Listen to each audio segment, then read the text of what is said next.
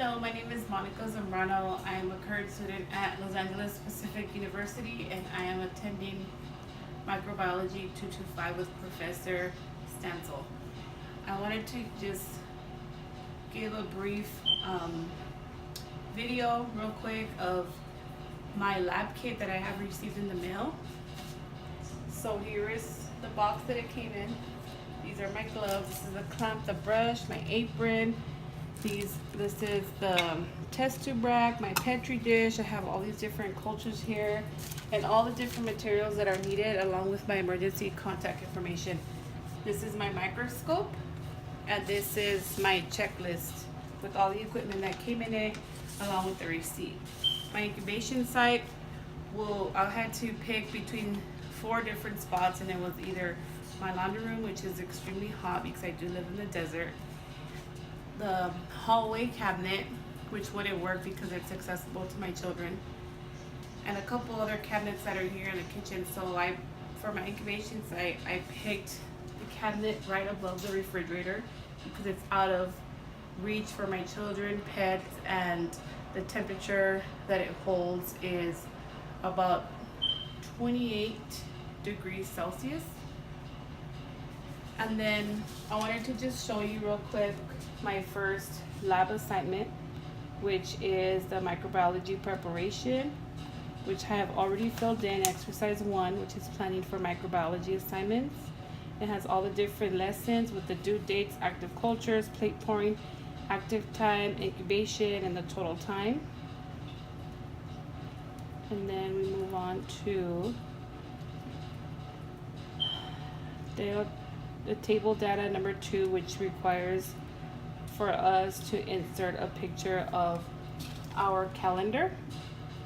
And if you take a close look, I have inserted July and August. This is July and this is August. Answered all the questions, which ask approximately how much time should you allocate for a lesson that requires an active culture, which requires pouring plates and incubating microbes. Well, you should allocate at least 5 days in total, depending on what it is that the experiment is asking you to do. And it's asking what you will need to conduct more than one experiment at a time to meet the assignment due dates. You will need to conduct more than one experiment at a time in order to be able to stay on task and advance. Each lesson includes a different microbe culture plate, pouring, incubation, etc. Therefore, this is why we need to plan ahead so that we can complete our experiments in a timely manner. Also, the calendar will help us to better organize and prioritize our labs and keep track of our daily calendar due dates. Exercise 2 is asking to select an incubation location, and as I stated earlier, I had options either between a kitchen cabinet, a laundry room, hallway, or the kitchen drawer, and I picked and inserted the picture of the kitchen cabinet, which sits above the refrigerator out of my children's and pets' reach. And it's asking, why should the incubation temperature for culturing microbes remain above 20 degrees Celsius? And the answer is that incubation temperature should remain above 20 degrees Celsius because fungi grows faster and better at lower temperatures. And it says let me make a correction. It grows better at higher temperatures. If you keep it lower than 20, then it'll take longer for fungi to grow. Explain why you selected the location recorded in table 4. And as I mentioned earlier, because it is the safest away from my children and pets, and there's no direct sunlight in the cabinet. Exercise 3 was just asking us basic questions about what is E. coli, where it's found in the body, the benefits, potential dangers, information sources. While E. coli is found in the intestines, it does not cause a disease. It may cause an infection such as the GI, which can cause diarrhea. My information source is people.ucsc.edu. Staphylococcus epidermis is found in the skin, which produces an extracellular material known as polysaccharide, but it can cause an infection such as a UTI.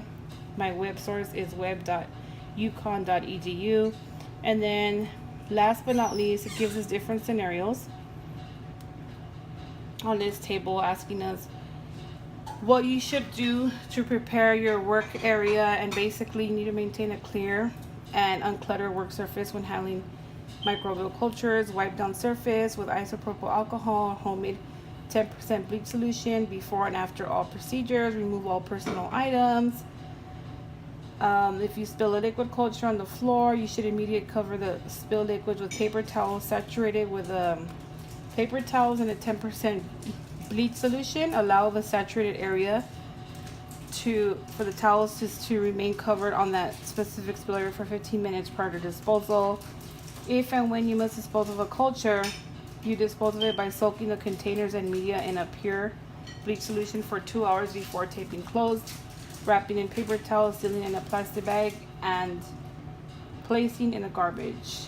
Secure all disposed cultures out of reach of children and pets.